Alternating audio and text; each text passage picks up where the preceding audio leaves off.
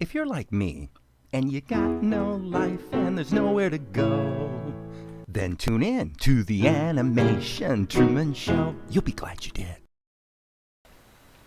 And here we are. I figured I'd go live because I'm just really cranking away on some work, so might as well rock and roll. Okay, so here's what's going on. This is what I like to call a legacy shot from the show, where I just don't think I did as good of a job drawing, and I guess the animation's fine, but anatomy, blah blah blah blah blah. There's, I could do better. So I've had these shots of Luka that I've done in Blender. If we go back to the show, I really like his characterization. It's basically spot on. And so what I'm going to do is the shot that we're working on here. We've got this shot, and then it's like, let me see. Yeah, I mean it's over 30 seconds before we see this pose, and then it would be another full minute before we see this pose again. So I'm like, okay, let's just reuse this shot and just update the animation and the lip sync to match the current shot. So what he says here is, he says, it's a little harsh. Okay, that's what he says. So I pulled up the shot that was done in Blender, and I probably should have live streamed half an hour ago, because basically I got the acting taken care of. I furrowed his eyebrows, added some blinks, put in the lip sync, and so basically, and then at the beginning he's sort of looking off, watching all the stuff that's happening off in the distance, and then he turns to Mel and answers the question. So that's that. Save our work. And so this is shot number, what is this, 120? And we've got it, well, it's 120B is what it is. Okay. So I think we're probably close to being able to render the ink lines, which of course is going to copy over what's in the show. So I'm going to go ahead and Control F10. So that's an OpenGL render, pretty fast. Done. Okay, so now what should have happened, if we jump back to the show, is this is now replaced with the ink lines. Okay, cool, perfect. So now here's what we're going to do. We're going to go into Krita and we're going to do two things. Number one, and by the way, in the spirit of, since I was kind of cracking on Krita a bit this morning, in the spirit of not giving a rip what the rest of the world is doing, I actually reinstalled Krita 5 Beta 1. So there were 3 betas before they released 5. And I just remember when Beta 1 came out, I remember it being pretty stable and kind of enjoying working with it. And for whatever silly reason, the actual official release seemed to be maybe less snappy and more weirdness in the timeline. So anyway, I just reinstalled Beta 1 and said, you know what, let's just go with that and call it good. So what we're going to do now should be kind of interesting. We're going to import the ink lines and then see what we can use in this shot going into this new shot. So we might be able to use some of the paint, or at least it'll give us a starting point. So what I'm going to do is I'm actually going to immediately save this now as 120B. So before I do that, what I'm going to do is I'm going to take monkey. Let's see, we've got monkey. That's the head and hand. So what we want to do is we want to get monkey out of here and copy him into the other scene and then resave it. So here's the monkey group. Yeah, so there's monkey.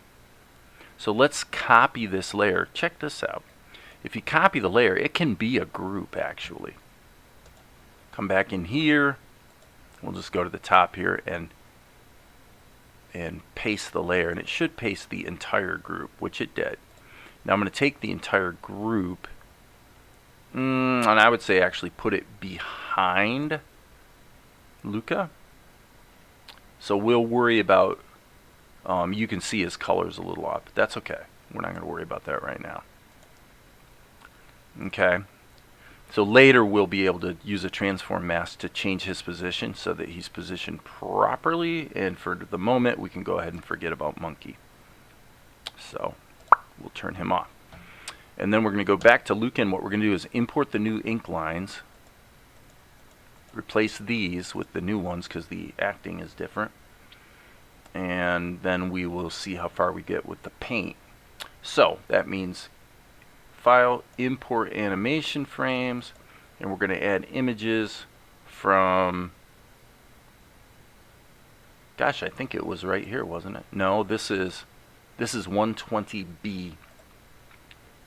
Scenes 120B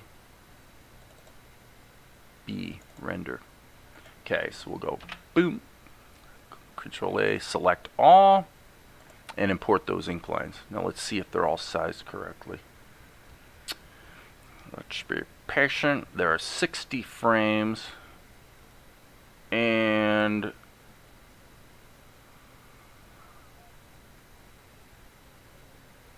yeah, so he's positioned a little bit differently. I didn't mean to get this. That's a holdover from one of the programs being rendering frame 0 and you know, starting from frame 1 instead of frame 0. So no big deal. So now this is an interesting conundrum that I didn't really realize I would run into, but probably we can still get some leverage here by adding a transform mask and just moving the whole thing into position. So how do we do that? Well, add transform mask, and then all we're going to do, we're not going to add animation keyframes to it or anything, but we're just going to move it over like this. And boy, it looks like the size is different too. So this is pretty likely to not work. And yeah, that's not going to work. So that's okay. We'll just get it kind of close, and we will definitely have to do the we'll have to do the paint work over again. So given that that's true, I don't even see any point in adding the transform mask. We'll just take it off, and then what we'll do is turn our background off, and then use Luka as a color key. So let's take the shadow off. So we've got pure colors, and for now, heavens to Betsy, all we have to do is steal the colors. So I would say, why don't we just merge these down, since it's really just a reference now. And that is merge with layer below. So what I'm going to do is I'm going to hit Control E a few times. So it's just going to bake his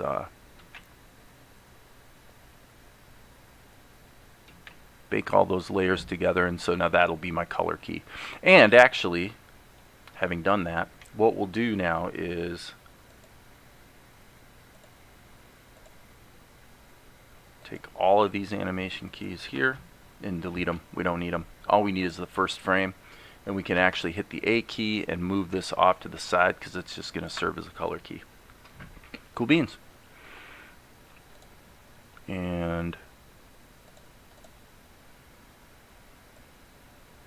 so there's Luka, and there's our color key. And now I'm actually going to take this color key and make it a skosh smaller. And then I'm going to move this paint layer into the Luka group. And so we'll call this ink. Hey Maria, long time no see, exactly. Okay, So we've got this in here, and we'll leave the shadows in. We might be able to actually get some use out of the shadow layers, but for now we will just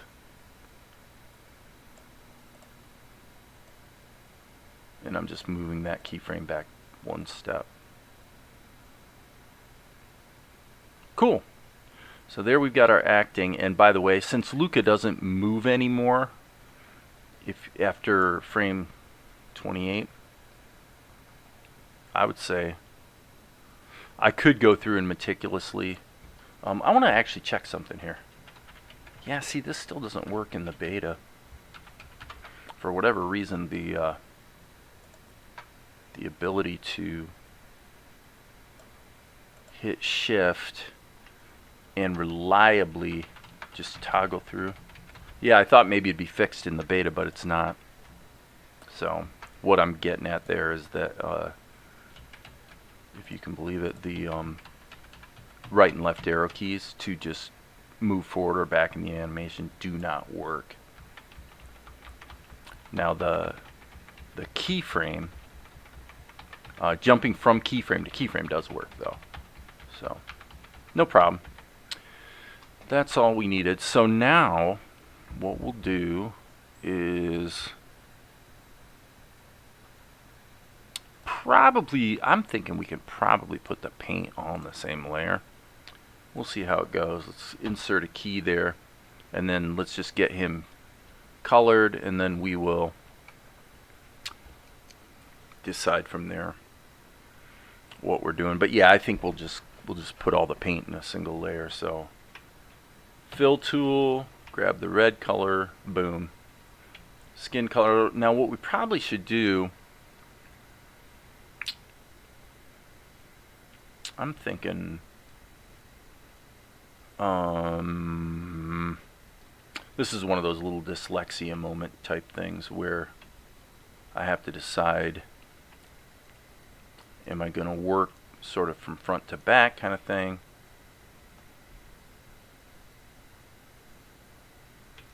or in other words, am I going to just color in his head and then go in and hand paint in the eyes? I think not. I think what I'm going to do is go ahead and sample that eye color. Let's get that in there. And so the way we did that this morning was I used my ink brush.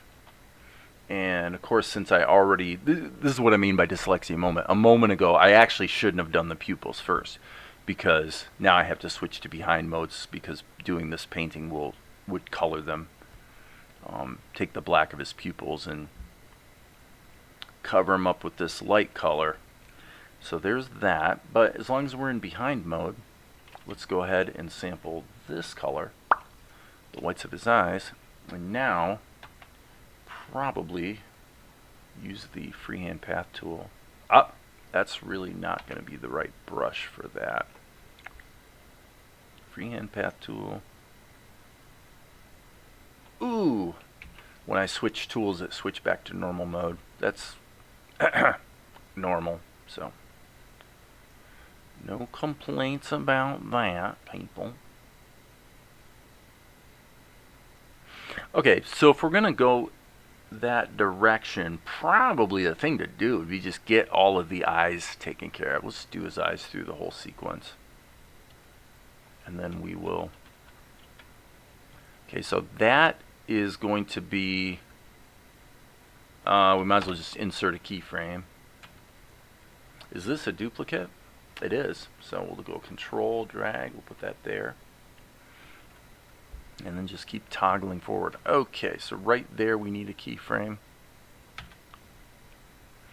And we'll do the whites of the eyes first. So we're basically going to go through and get all the whites of the eyes in, and then we won't have to be in behind mode anymore at that point. We can just paint over top of it, get the irises and the pupils, and then from then it'll be a pretty quick batch of fill operations. Okay, insert a key. By the way, I found out one thing here in Krita that I did not know until yesterday, is if you go into the timeline options right here, this little option thing, you can tell Krita to auto key blank. The default operation would be to continue drawing into an existing keyframe. And generally, my preference would be switching it. I didn't realize I could, but what that does is it makes it so that when you start drawing it, just the default behavior is to create a new keyframe. You know, a blank drawing, in other words, as opposed to what Blender would call additive drawing, where you're adding to the existing drawing. That is, looks like it's okay.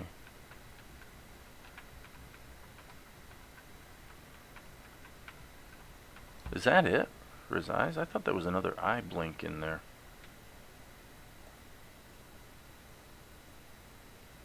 Just not. Okay. So now we'll sample that color. As you can see, it didn't take. There, it took. Okay. So now we'll go back to the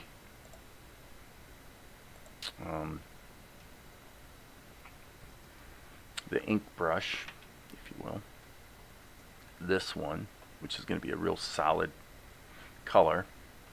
And now we'll toggle through and start putting in the irises. And then we'll go back over it and knock out the pupils. Easy peasy. Next key. Do do do do do do. Yeah. Do do do do do do. Yeah.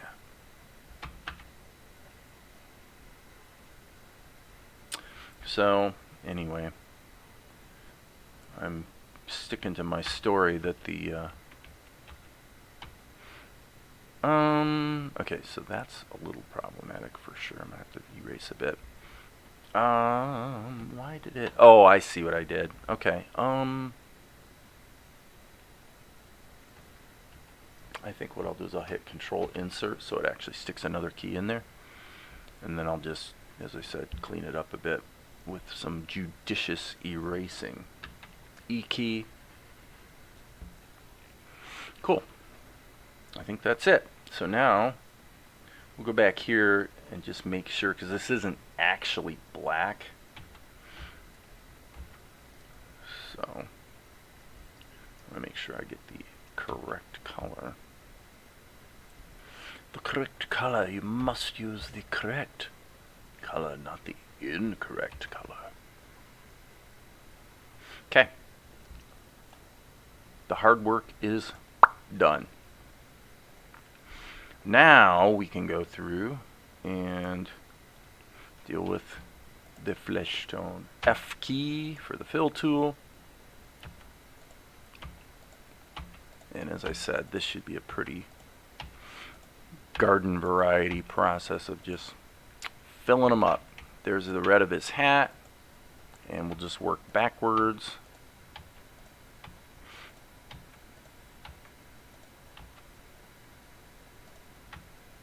Okay, garment. Don't think we're going to have any leaks today.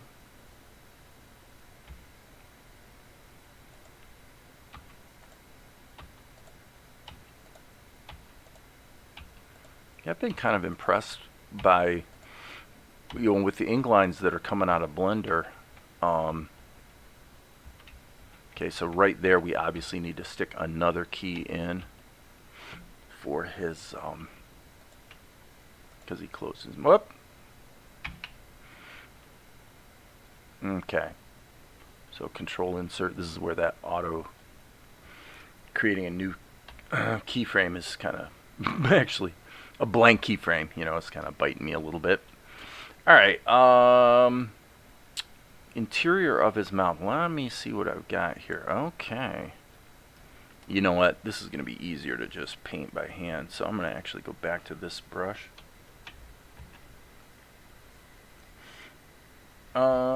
Okay, this has bit me too many times, I guess because I'm not used to it.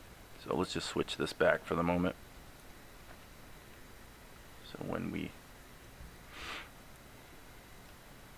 paint, we're not.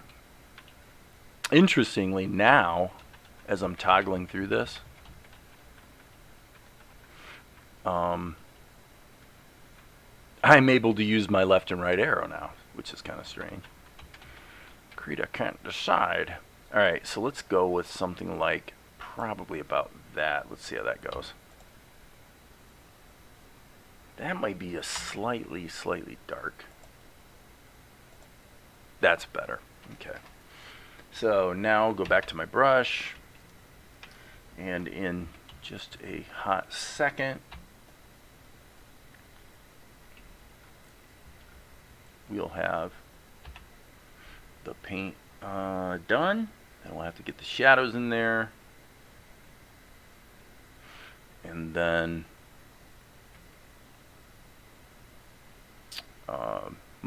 get monkey in there. So again, here, it's a little meticulous, but you gotta get those mouth shapes in there. I could be using the freehand path tool, but I'm not.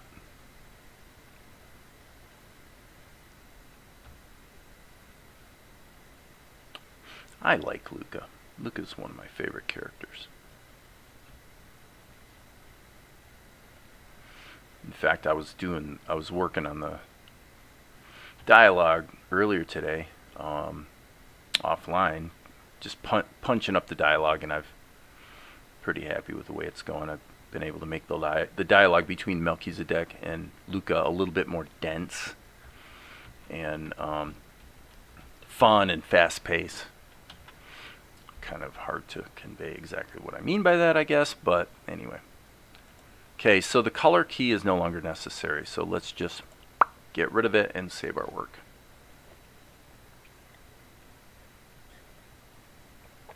He is sweet.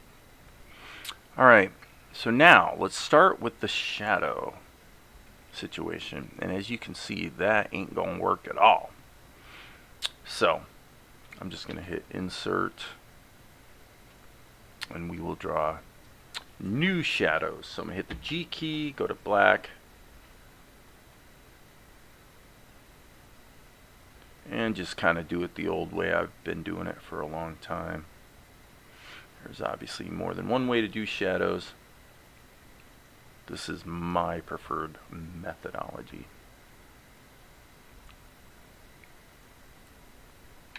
I actually don't think I want that bleeding over quite that much. Okay.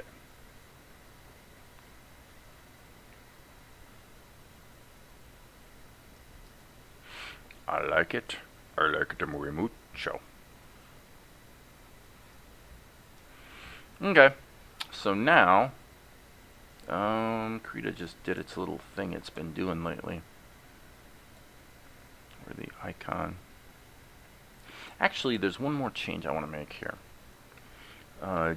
G key, hit the E key, so it's in erase mode. I feel like I want to let the light come around there just a little bit. And actually, now that I'm thinking about it, probably a little bit of ear shadow. I don't know about the nose though. Nose is okay. I think I'm gonna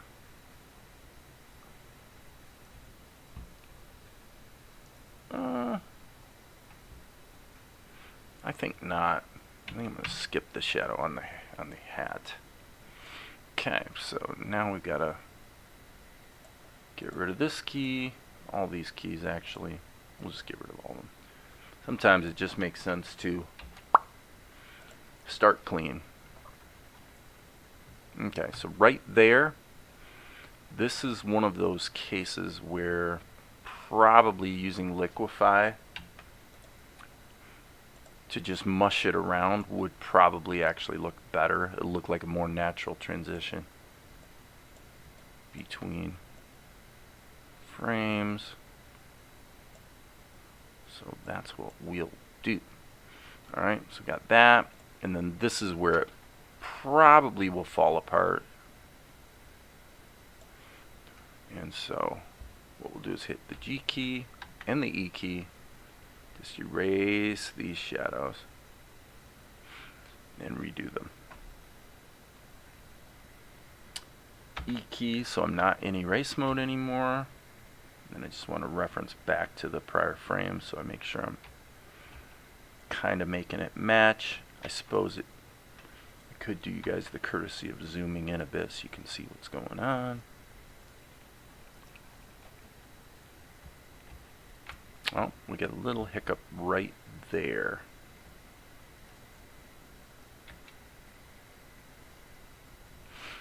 So yeah, without a doubt, the Blender Krita combination is, for the most part, there have been hiccups, but most part giving me those 3 E's that I talked about: efficiency, effectiveness, and enjoyability. I think it's pretty important when you're doing animation, because animation takes a long time. Oh yeah, I probably need to punch this up a bit. So yeah, so let's get a little bit right there.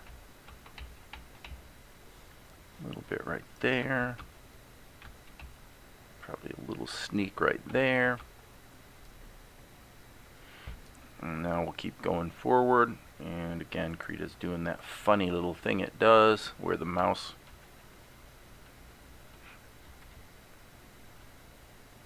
what happens is the cursor switches to the little fist, like you see when you're dragging the screen around, and it locks in the fist mode. And when that happens, you can't. It doesn't respond to anything, to any input. But if you just click away to some other program and then back, it resets. So kind of weird, but not necessarily the end of the world. Yes, I would say the world will keep turning despite that little buggy behavior.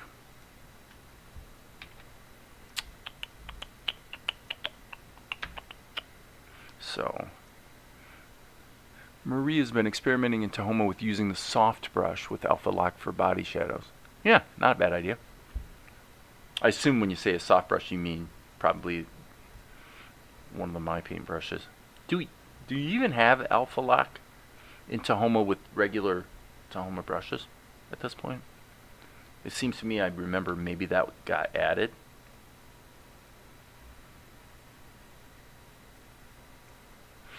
The thing I don't, working with Krita, and especially keeping all the ink and paint in separate layers, I must say that I'm simply finding things look better. I just like the look of things.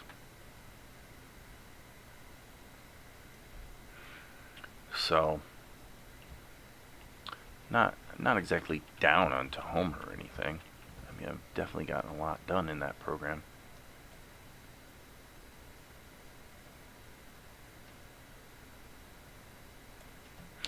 The killer feature is sculpting, really. That's the thing. When I can go through and do a pencil test and just fix things by well, obviously not like that, but if I hit the G key, just the ability to do that kind of stuff.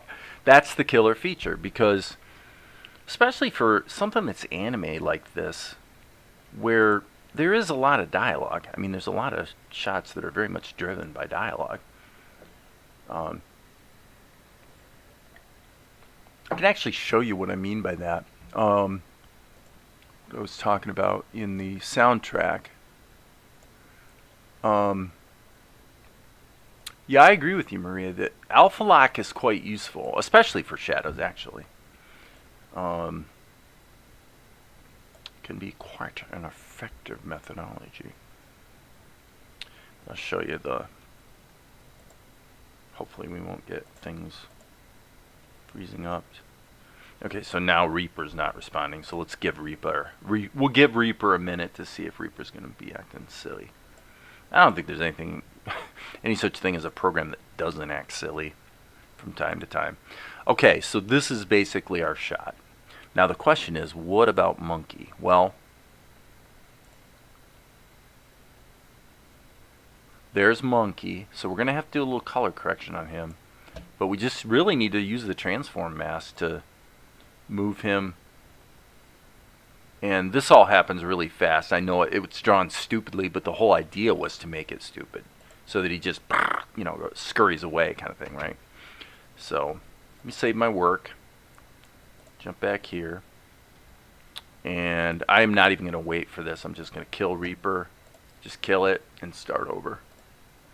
Usually with Reaper, that's the thing to do. It doesn't give you locked up situations very often. But what might have happened was, you're loading the project. There's a lot of tracks. There's a lot of audio clips, blah, blah, blah. And then in my case, I start clicking too soon before everything's all loaded up, See, there, it's not acting silly. But yeah, what I was going to show you is, we bring the video down here. You just have a more interesting and fun patter between Luka and Mel here. Hey, Luka. What's going on? Oh, hey, Melchizedek. Not too much. Who's your friend? I don't know. He's just been sort of following me around. Well, you're just a popular guy, Luka. Am I right? I guess so. For the plan. So that sequence actually makes me laugh now. The rapid patter between these two guys, and I love when Mel's like, "Who's your friend?" And he's like, "I don't know." He has no. It's like this stupid monkey just keeps following me. I don't know. But then later we come back and he says, "Hey, I know. I'll call him Monkey." Where is that?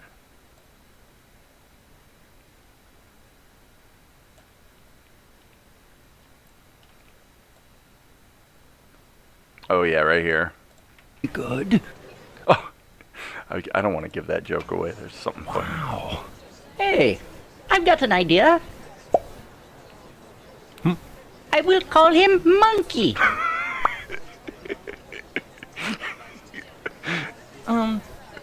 Okay. I don't know if you like that, but for me, I'm finding that makes me chuckle. So that's usually a good sign. That is a good sign. Okay. Like, I don't really care. Alright, so save that, and then let's look at what we have here in the monkey. Okay, it looks like just the eyes are in a different group. So, Jim P., how did you bring the Blender line drawing into Krita? One frame. Yeah, what I did was, I just, as I said, I've split. For too long, I used the term ink and paint, and that's changing. I really don't think of it as ink and paint anymore. I think of it as pencil test and then ink. Paint is a separate process. So I'm doing the ink in Blender specifically so that I can use the sculpting tools. If I wanted to animate him this way, by using the free, this type of stuff, it's just awesome. And then I just rendered the ink lines out of Blender, and then in Krita you go File, Import Animation Frames, and just load them in. So you got some memory consumption because you wind up with a long sequence, that's right there. So you've got frames, a drawing on every frame. The thing is, you don't have to do paint on every one of those frames, because by putting the paint on a separate layer, of course, the paint continues to propagate underneath the additional copy frames. Now, what you could do, if you're really concerned about memory consumption, for example, you could go through here and you could delete the duplicates. So that would take you like 1 minute extra if you wanted to do that. So yeah, that's the procedure. So no, one keyframe at a time, certainly not. I'm sorry, I didn't really read your question properly. Yeah, definitely not one keyframe at a time. No, just get the ink work, get it all. And the thing I like about it too is, I can render this out and bring it into the show and see how it's going to play before I even mess around with the color. You know? So it's cool because at this point it's all about the acting and getting nice, tight, creamy, sweet ink lines. You know? And in some cases, like with the eyebrows, I went ahead and baked the color in.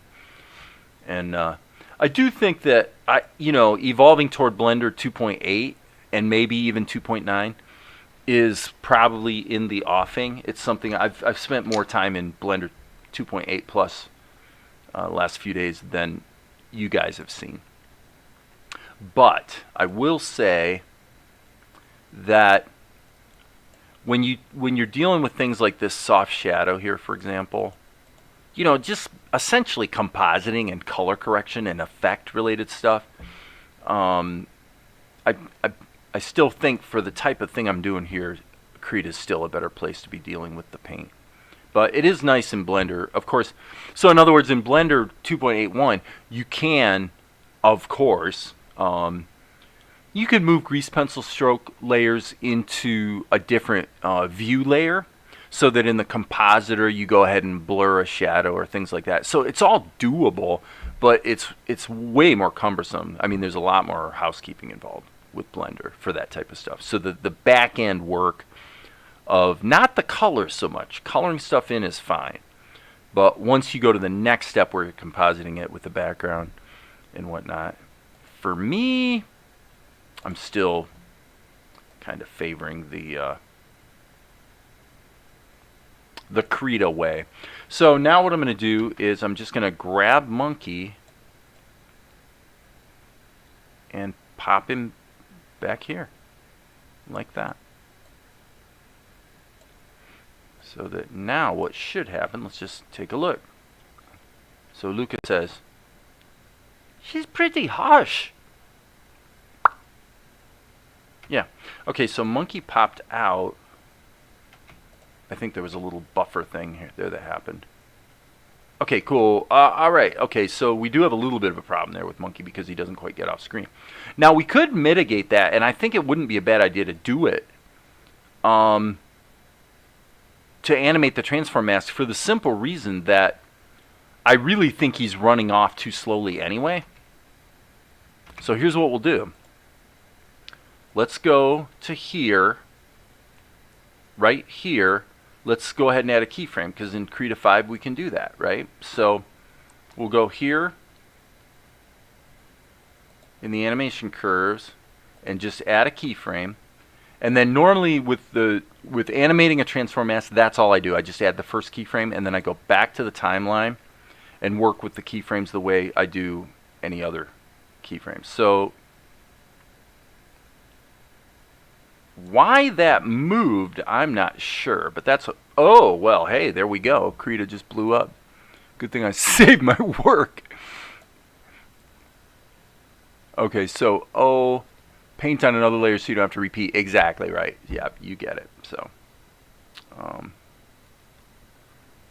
which shot are we doing here? We're doing 120B. Boom. Open the autosave file. Can't hurt. I've been finding with Krita 5 that the autosaving process has been, well, in this case, obviously that backfired in a big way. So let's go 120B. And we don't want the autosave file. Okay, now why are we seeing all of this? Might be getting a little freaked out here, people. Because I have been saving my work. So now I've got to stop everything and get my bearings. Or stretch Monkey's neck for one frame. Yeah, you could do that. You could like use Liquify or something. So sit tight here for a moment, people. I'm going to jump over to the show because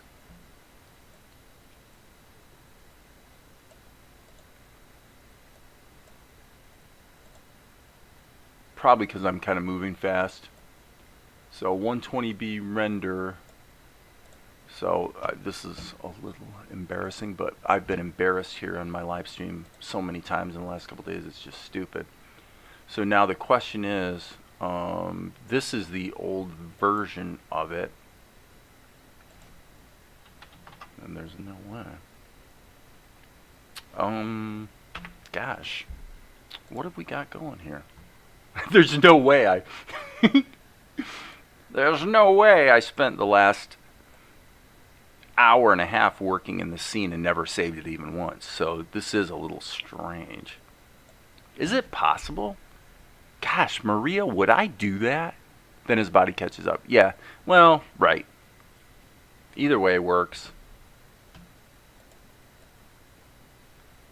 So if that turns out to be the case, that would be weird. That would actually be extremely weird. For me to go, I haven't gone like a long time without saving my work in a long time. But if it happened, and we'll say, you know what, we've had nothing but fun working on it, and we've learned so much that if I have to redo it, I'll just freaking redo it and suffer the consequences.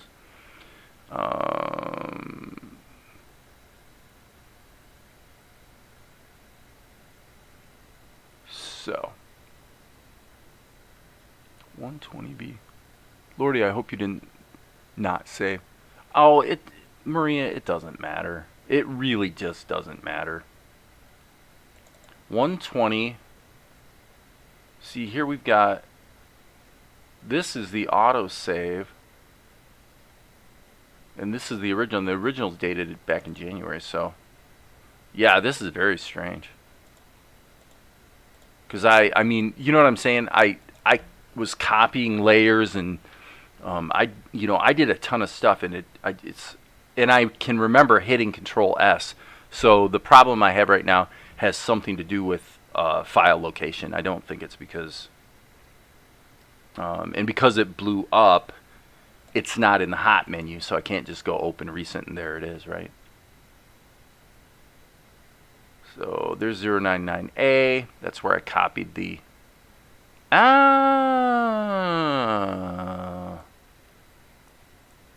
I see what's going on. Okay. We don't need that. All right. Hang on a second here. Yes, what I did was, oh yeah, because I was building on 099A, I think I saved it under. Now that's a mistake I haven't made in a long time, like months, where I actually saved it under the file name of the earlier scene.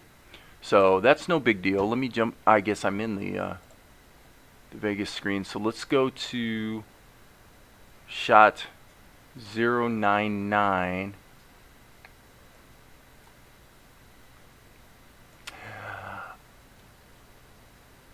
Oh, I see what's going on here. 120B render. So, forgive me guys for being a little bit clunky here, but what I'm trying to get at here,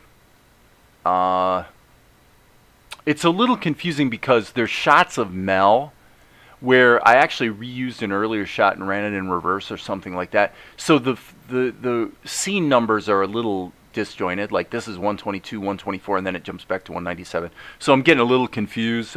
Again, it is one of those dyslexia moments where I'm having to reverse things in my mind, count backwards and stuff like that, and my brain doesn't deal with that very well. So what I need to do is get back to here. This is the scene, 099A, and it looks like I inadvertently saved this new shot under this file name.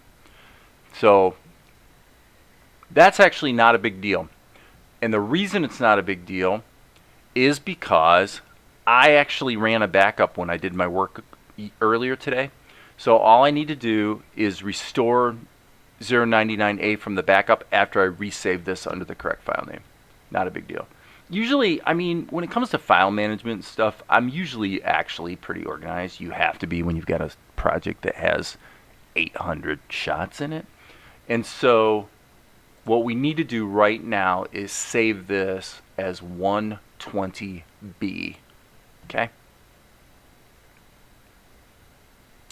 Yeah, well, that's I will hand it to you, Maria. That is a complicated shot you're doing. So this is 120B.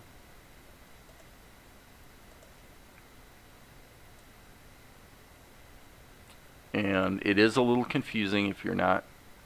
Okay, so this is what's strange. This is still here, but it came back as the old incorrect one. So I'm going to go ahead and save that. And if you guys would please indulge me for a moment, what I'm going to do is go right now, while I'm thinking about it, grab, what was it, 99A? Pull it out of the archive. Yeah, pull the Krita file out of my archives, 99A, and restore it right now while I'm thinking about it so that I don't forget to do that. So here's my backup on my other screen. You guys can't see this, but I'm going to go to the backup. I'm going to go to my scenes, and I'm going to find 099A.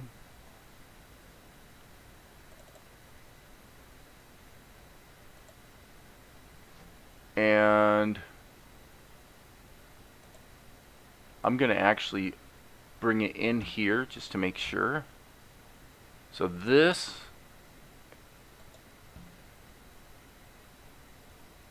yep, there it is. So that's the backup. That's the one that I need to just restore. Okay. Cool.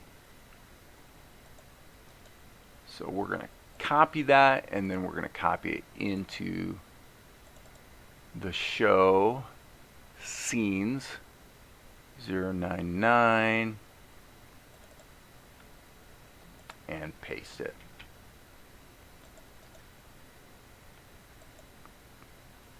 And I tell you, this is something. This will boggle your mind. You probably haven't bumped into this, but I'll tell you that this is insane. It's really a Windows 8 or 8.1 thing. When you go to copy a file and you're replacing a file like this, okay, which I just did, and then this I can cancel. Windows 8 will actually, you'll actually have to look at this icon and see it kind of light up a little bit to know that a file copy operation is going on, because in Windows 8 it will not pop up a little dialog that shows you that it's copying over files, if you can believe that. I don't know how the heck that got past quality control, but okay, we're back in business. So what I said we were going to do, and I guess we'll try doing it the way I said, was we could use the transform mask. I'll tell you what though, let's just bake monkey together, because I know it's in the position I want. So yeah, let's just flatten this layer. Well, I should say merge the group. Wow, that was quick. Okay, so there's monkey, and now he's baked into that position. And then what we'll do is we'll do what Jim suggested. Well, I mean, it actually looks like that. I guess we don't have to. Maybe I measured wrong. I don't know. The other thing, though, I do want to do is I want to add a filter mask. So I'm going to hit Control M on monkey. And what I wanted to do was a hue shift. Okay, and it's going to be in the upper end of the spectrum, where I want to push it towards the yellow a little bit. Okay, and then I'm also going to pump up his saturation a bit. Okay, well that's not good. I guess we'll pump up the saturation in the low end. Oh, that doesn't do any good either. That's one of the challenges with color operations is you'd be surprised how much of the color information is actually baked into a fairly small range of the color spectrum. I don't know if that makes a lot of sense, but so I'm going to reset that and see what happens if we just... That's basically what I'm trying to do, but I really don't want to affect his fur color. So I'm going to do this actually the hard way. I'm going to solo the layer, and I'm going to use the similar color selection tool. You know, you don't really want to have to do this, but it works pretty well if you have to. So I do the similar color selection tool and then do the hue shift. And the only downside is I'm going to have to do it on each of the frames of Monkey. So now I've got control. Okay, I wanted to just yellow his skin out. Okay. And click OK. And so, like I said, the only downside is I have to do that. I have to do selection, Control F. Selection, Control F, and just do that on each of these frames. Not a big deal. It's going to take me all of 1 minute to do. And then I will have somewhat corrected the little bit of the color issue there on Monkey. Well, the nice thing is if you have to do it, you can, right? Okay, done. No big deal. And let's save our work, obviously. Monkey's blushing a little bit.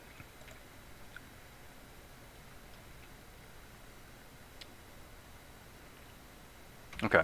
So yeah, I mean, I actually feel like Monkey does move off screen a little quicker than I prefer. I mean, I'm sorry. There you go, dyslexia moment, right? A little slower than I prefer. So what I'm going to do is I'm going to hit Shift Alt and move these keyframes back one. Still too slow. I'm just gonna shorten up the... And I think I want to take this one. I'm hitting Shift Alt, so it basically takes everything downstream and ripple edits it. That's fine. That looks good. Okay, so back to the beginning, and it seems like if I hit Shift Spacebar, it'll go back to where I was, but if I hit it twice, it'll go back to the beginning, which is good. So we kind of have a rewind. It's a little harsh. Okay, cool. That's that. And let me look at what the render settings are. This should be getting rendered to 99A, which it is. And I'm going to do a quick preview on this. Okay, no. Stupid.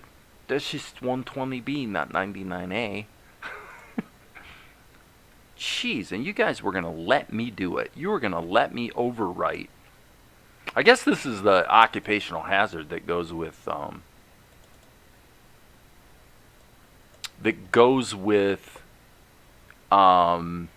reusing assets.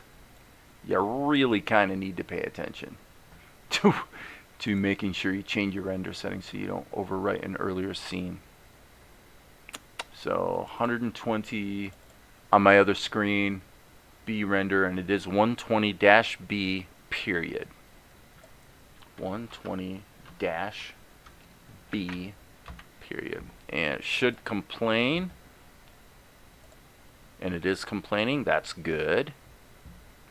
What time is it? 9:16. Holy cow. Okay.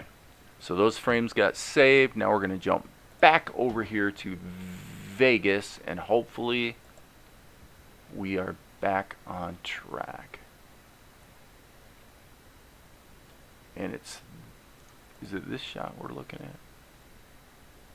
Yeah, right here. So Carliana sends Tianara off. It's a little harsh. Okay, so the actual flow of this